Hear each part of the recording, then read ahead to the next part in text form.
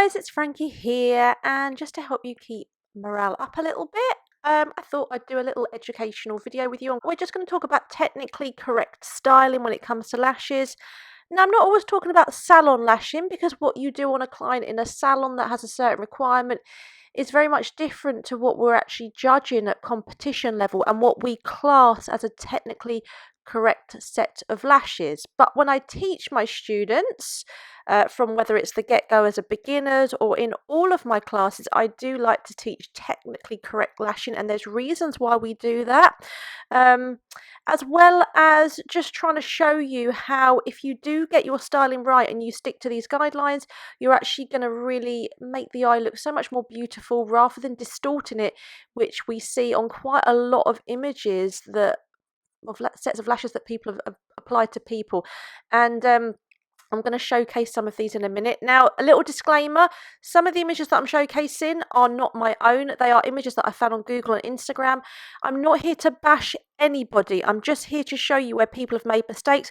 And we've all made these mistakes because a lot of the time we're either beginners or we don't know our styling or we've just got it wrong. So like I said, I'm not here to bash anybody. I've done some awful sets over the years, but through continued education and working my way up through the industry, I now just want to share these skills and highlight where we can actually tweak our sets to make our sets the most beautiful that they can be.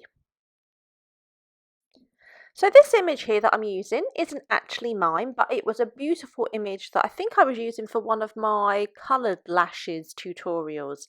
And I didn't have one that suited what I needed. So I found this one on Instagram by Sophie Masters, and like I said, I would always give credit where credit's due. So we've got her name on here. But this is such a brilliant example of what correct technical styling is. So although this is a volume set, it doesn't matter whether it's classic or whether it's volume. What we're looking for in good technical sets is, first of all, short inners and short outers. So if you look at this set, you can see that the inners start probably about a 6mm here. So anything starting at a 5 or 6 or 7mm is a great length, because those short little lengths keep the natural lash health, because those natural lashes in those inner corners are so delicate. If we put too long on there, it's going to be too heavy, cause them to droop and cause them to break off. Also, by having a lightweight in that inner corner, you will keep the lash up, so the lash will not droop over time. And there's nothing worse for a client when her lashes start drooping, because she then wants to pick them off. If you look towards the outer corner, we've got exactly the same principle. It will protect those delicate outer corners, which again are like the inners, are always very short, very fragile. Also, by having this short length on the outer corner, it keeps lift. Sadly, years ago, and we still on a lot of courses are trained to have the outers very long. Guys, unless you've got eyes that finish upwards like a cat, it is going to make your eye droop, and it's not a good look on people. People always want the cat effect, which is actually technically long lengths on the outer corner. It will drag your eye down and make you look sleepy. So on any style that you ever do, keep the inners short, keep the outers short. Especially the outers, it will keep that lift that we all want. That's why we have our brows in a nice arch. It's why we get Botox to lift our eyes. It's why we do our makeup with our little bit of powder up on our outer third of our eyes, because we want lift. If you put a longer length on the outer corner, you're just going to counteract what we're trying to do, and you are going to drag that eye down. So keep those outer corners very short. So by having inners and outer short, you get nice shaping on your set. So actually what you get, all the attention drawn to the middle of the eye or the outer third of the eye where your length is, especially in this case, which is more like a kitten effect. If you have one length across the whole eye, what you will actually do is make the eye sort of almost distort and drag downwards. So by having short inners, short outers, and the height over the middle or the outer third, your eye will be drawn towards that and you will get lots of lift over that section. So this is a great example what shows you what happens if your inners and outers are far too long. Now, again, I'm not here to bash anybody. I'm just here to help educate. This is actually a really nice set of lashes, but the styling is all wrong. So by having those inners and outers the same length, it actually looks like you've used one length across the whole eye. They're far too long, they're almost touching the brow, so it actually distorts the face. And it actually makes the eye almost look like it's drooping downwards. Imagine if she had nice shaping with nice height towards the outer third of her eye, giving her more of a kitten effect than a dolly what we've got here. It would give this woman so much more lift. And this woman's got quite a heavy hood, so I would imagine that really bothers her. So on a client like this, we want to give her that lift. So effects like a rounding or a kitten effect that have height over the middle of the eye only, or towards the outer third, will counteract that hood and give lift. Although, yes, she's managed to cover the hood here with the lashes, by those inners being far too long, we are distorting the eye and dragging it downwards. So if I was judging this at competition level, sadly, I would have to mark this right down for styling. So here we've got another example, and again, not here to poo-poo anybody, just to educate. This client has got a very, very severe hood, and the technicians kind of use one length across the whole eye, and actually all it does is draw attention, I think, to that client's hood, because I'm really, really drawn to that one length and the eye drooping, and I just see this big heavy hood hidden behind it. So this is what most people do. It's not even a dolly style where we use one length mostly across, but a lot of training is telling people just to use one length, and it just doesn't look good on most clients. Whereas actually, if you can get the styling right on a client like this, it will really open the eye up. And here's a great example from my junior stylist who did this set on a very, very similar client.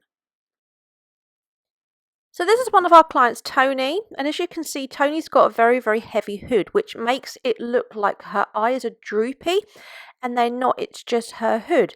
So by doing a rounding effect on her, which has all of the height over the middle of the eye, what we've done is we've tried our very, very best to actually open that eye by drawing the attention towards the middle, and you can actually physically see by these images here, it's really, really done what we wanted it to do. We've used a B curl on her because her heads are so heavy to extend out, whereas before, in the image before, I think it was probably more like a D curl, which just, in my opinion, doesn't look nice against the hood. We need a curl that's going to extend out and lift upwards. This client could support a 0.15, very strong lashes, but not everybody could, and it was a classic set. But this is just an example of how we need to get the styling right by using short inners, short outers, and height over the middle on this client to give that uplifted open eye effect. Now another area where people get it wrong is to try and use a cat effect, which we touched on in the start of this video, and it's where the outers are far too long. Now this client is very similar to me, although I've got a rounder eye than this, but my eye does droop, and my lashes on my outer corners grow exactly like hers do. They grow very low.